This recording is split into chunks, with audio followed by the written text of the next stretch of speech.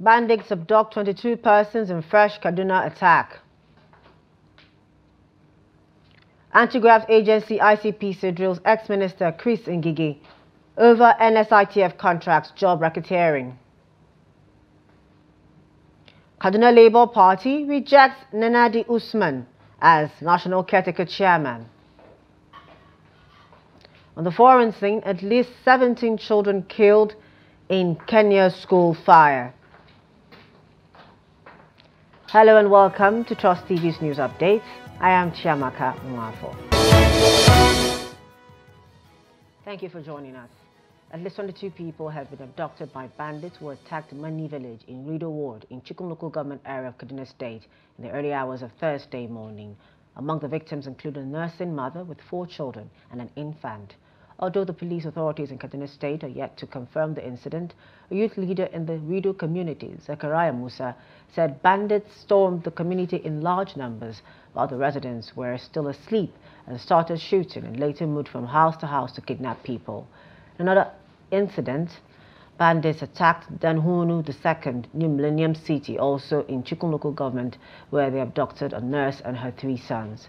The attack came barely 2 months after 2 journalists were kidnapped by bandits in the same community and were released after 1 week. Security agencies have not responded to the recent upsurge of attacks. Operatives of the Kaduna State Police Command have apprehended 11 suspected kidnappers and recovered several arms and ammunition in various operations across the state.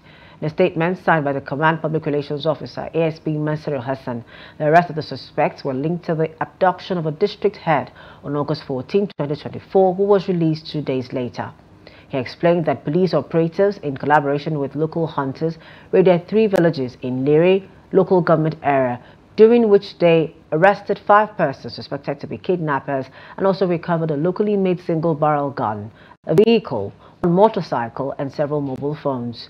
In another operation, the police arrested 6 other suspects at a motor park, leading to the recovery of 4 fabricated AK-47 rifles, 2 English pistols, 2 pump-action guns, and a significant amount of money.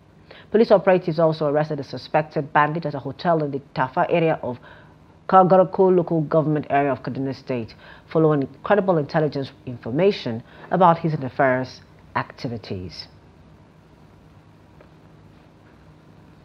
The Nigerian National Petroleum Company Limited, NNPCL, has said premium motor spirit or petrol from the Dangote refinery will begin to flood the market from September 15. The company will reveal this in a statement signed by its Chief Corporate Communications Officer Olufemi Shoneye on Thursday in Abuja, said prices of products would be determined by market forces. The development follows the commencement of petrol refining by the Dangote refinery earlier in the week. Quoting NNPCL's Executive Vice President of Downstream, NNPC Limited, Adedapo Shegun, Shoneye said the downstream sector had been fully deregulated and the company would no longer fix prices. His argument puts to rest speculations that NNPCL would continue to fix prices despite announcement that the downstream sector had been deregulated.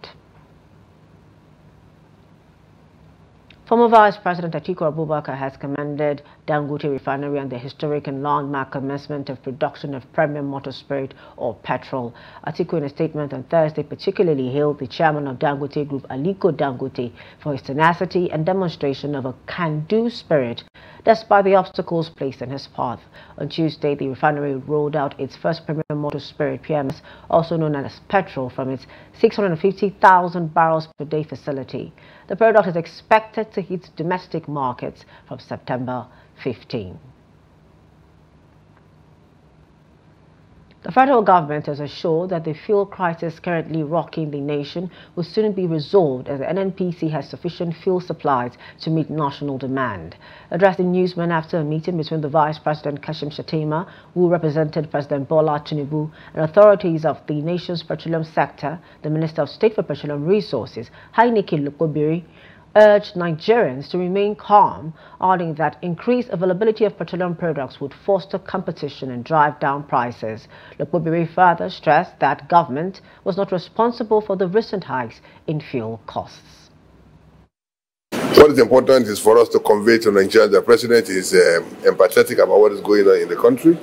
is concerned about the hardship of Nigerians, and that was why he directed the Vice President to call this meeting, for us to reflect on what is going on in the country. Products are available in the country, and we believe that between now and the weekend, there will be availability of products across the length and breadth of the country.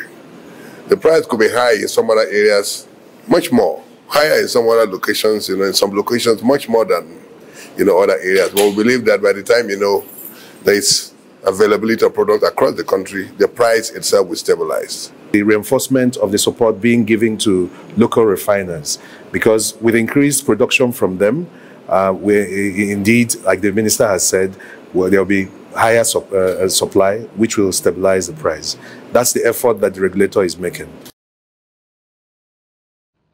Now, the Independent Corrupt Practices and Other Related Offences Commission, ICPC, has questioned the former Minister of Labour and Employment, Chris Ngige, over the award of contracts and jobs preparing at the Nigeria Social Insurance Trust Fund, NSITF. ICPC spokesman Demola Bakari confirmed that Ngige was at the Commission's headquarters to provide details of an ongoing investigation. He, however, did not give further details of the allegation, though he added that the ex-minister may be invited again until the investigation is concluded. Bakari said the former Anambra State governor was not detained when he reported to the Commission on Wednesday. ICPC had earlier invited some top officials of the NSITF to question them about the alleged payment of an 47 million naira gratuity to the immediate past managing director of the agency, Maureen Aliko, when she was still in active service.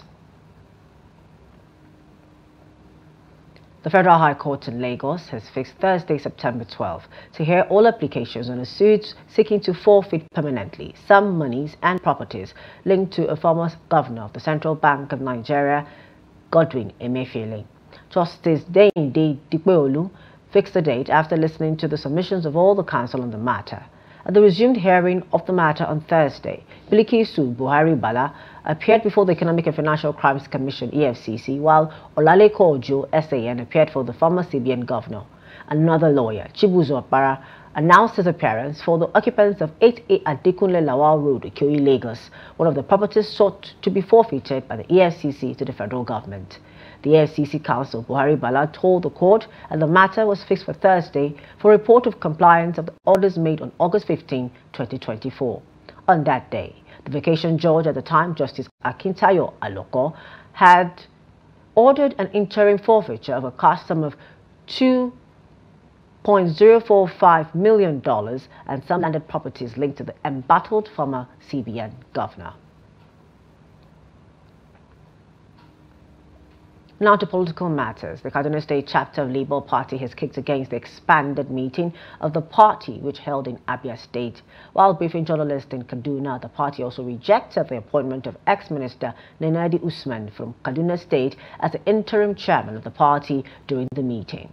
The Kaduna Labour Party also emphasized that what the party earlier did in the Navy was constitutional.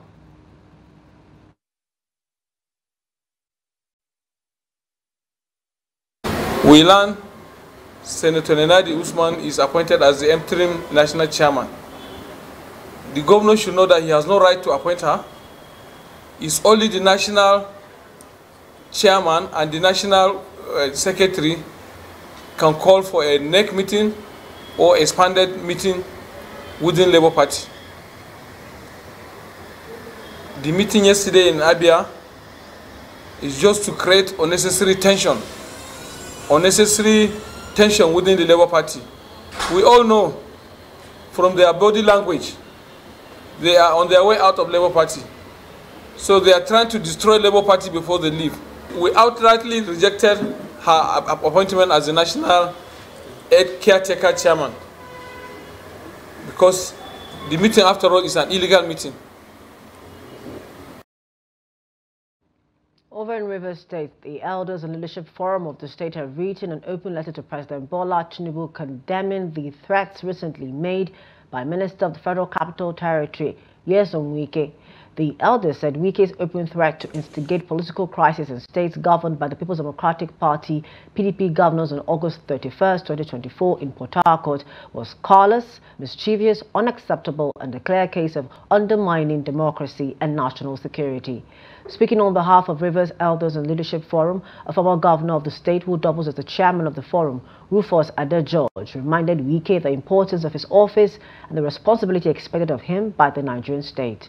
The elders argued that Wike's oath of office protects the rights to association and free speech, but noted that he is now breaching that oath. We at this forum believe that the above statement and threats consciously made by Wike to put fire in those states are callous, mischievous, unacceptable, and clearly undermines our democracy and national security. The Constitution of the Federal Republic of Nigeria guarantees the right to association and free speech to the extent that it is not injurious to the Nigerian state. The oaths Wike swore to on assumption of office protects those rights and caveats. It is rather unfortunate that most of those oaths are now being broken by him. We, the people of Rivers State, stand for peace and peace alone, and we are known to be fire quenchers and not fire setters. Now, the Court of Appeal sitting in Abuja has struck out the appeal by governorship aspirants of the People's Democratic Party (PDP) in Edo State, Arthur Esene and Anselm Ojezwa, seeking to disqualify the party's candidate in the September 21, 2024 governorship election, Asue Igadulu. The aspirants Esene and Ojezwa had, in their appeal, prayed the Court of Appeal to set aside the April 17 judgment by Justice James Omotosho of the Federal High Court, Abuja, which dismissed their suit for being statute barred. Justice Omotosho, in his judgment, had held that not only did they fail to prove their claim that Igodolu forged his voter's card, but non-possession of the voter's card did not constitute a disqualifying factor under the Constitution and the Electoral Act to deny a candidate from contesting election. In a unanimous judgment delivered by Justice Hamma Barka, the appellate court affirmed the judgment by Justice Omotosho and held that the suit filed before the Federal High Court by Ojezwa and 4 others were filed out of time and statute barred. Justice Baraka, after striking out the appeal for lack of merit, awarded a cost of 3 million naira against the appellants and in favor of Igodalu, PDP and INEC. This is the news update on Trust TV. Up ahead, Madagali floor disaster reopens old wounds of Boko Haram displacement. More news when we return. Please do stay with us. Welcome back. Thanks for staying with us. Now a recap of our top stories. We told you that bandits abduct 22 persons in fresh Kaduna attack. We also informed you that anti-graft agency ICPC drills ex-minister Chris Ngige over NSITF contracts job racketeering. 2 more stories.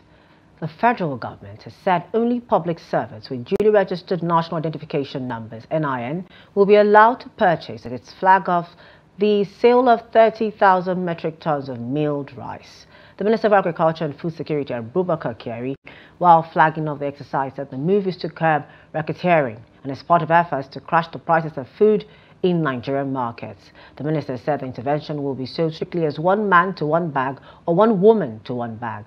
He said the rice, which is to be sold at a flat rate of 40,000 naira only for 50 kg, is a federal government intervention for the sales of subsidized milled rice to ameliorate the prevailing food crisis in Nigeria. The minister blamed COVID-19, the Russia-Ukraine war, climate change, and amidst other localized factors/challenges for the high cost of food prices. He added that the federal government, being aware of the potential challenges associated with the sales of an important staple such as rice at this critical period, has deployed a multidisciplinary machinery of government. as well as put in place certain processes and conditions to ensure the transparency, wider reach and success of this exercise. The recent flooding in Madagali, Adamawa State has reopened old wounds, bringing back painful memories of Boko Haram's 2014 attacks. Madagali, the first council to fall to Boko Haram, now sees its flood victims relieving the trauma of displacement as many find themselves in camps, once again facing their second round of forced exile. Gibson Swadigo reports. Once displaced by insurgents, the people of Madagali now face a new crisis, devastating floods. This Marghi-speaking community in Adamawa State, which Boko Haram attacked in 2014, once served as a base for the group as they seized more areas. After the insurgency, survivors returned to rebuild their homes, while others resettled in host communities. Now, their resilience is being tested again by nature's fury. Boko Haram is far better than this one, because Boko Haram shoots gun. You can hear the gun, you can know the direction where to follow. But this one just comes accidentally. As I've shown you, I go to all bruises when I was running to be sure that I save lives here. So that thing, Boko Haram is far better than this one. We need food. We need relief materials for these people.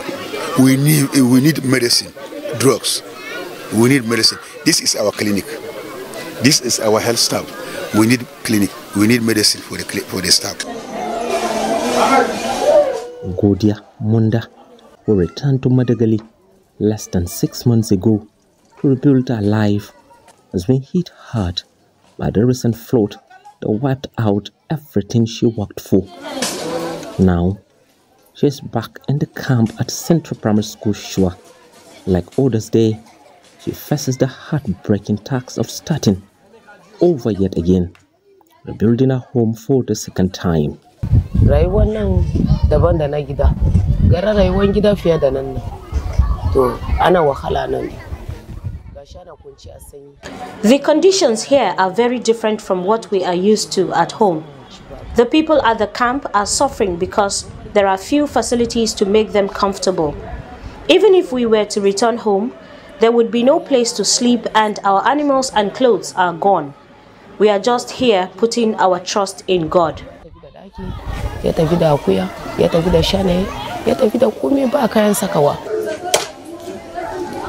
Sharing insights into the flood devastation, the Adamawa State government's emergency unit revealed that the camp established in response to the crisis continues to swell as more people arrive due to relentless downpour. The flood has forced an increasing number of residents to seek refuge, adding strength to the already overwhelmed camp. Yesterday, heavy downpour affected many houses and farmland, where about 215 people were affected by this flood between Urogandi and Kopa community. And now we are planning to go to Palam. Maybe in the evening, we will go to Gulag and Madagali to go for assessment.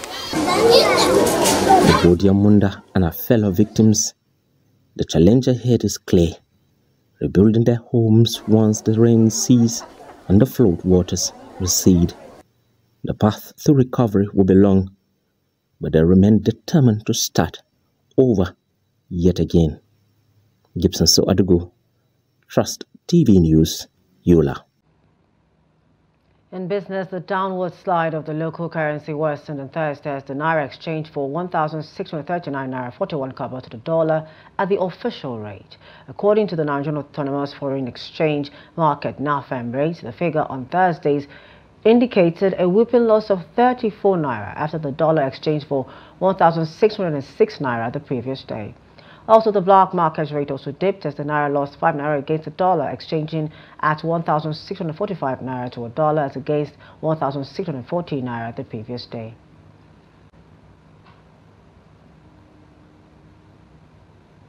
On the foreign scene, at least 17 pupils have died after a school in central Kenya caught fire on Thursday night. Police say the cause of the fire at Hillside Endarasha Primary School in Nyeri County is not yet known, and an investigation has been launched. There are fears the death toll could rise as more than a dozen others have been taken to hospital with severe burns. Police said the average age of the victims was around 9 years old. President William Ruto expressed his condolences for those killed. The Kenyan Red Cross said it was on the ground assisting a multi-agency response team. There have been numerous school fires in Kenya and across East Africa in recent times. And finally in sports, Nottingham Forest striker Taiwo Awoniyi has assured that the Super Eagles will not let their fans down. The 2025 Africa Cup of Nations AFCON qualifiers against Benin Republic and Rwanda. The Super Eagles have registered just one win from their last 5 games. The 3-time African champions lost 2-1 to Benin Republic the last time both teams met in June. Awoniyi, however, said the team is ready to come out victorious in the upcoming fixtures. The Super Eagles battle Benin Saturday in Uyo before they fly to Kigali to take on Rwanda on Tuesday. And that's it for news updates at this time. For more of our news programs and documentaries, do want to follow us on our social media platforms and our YouTube live stream. I am Chiamaka Nwafo. Thank you for joining us at this time.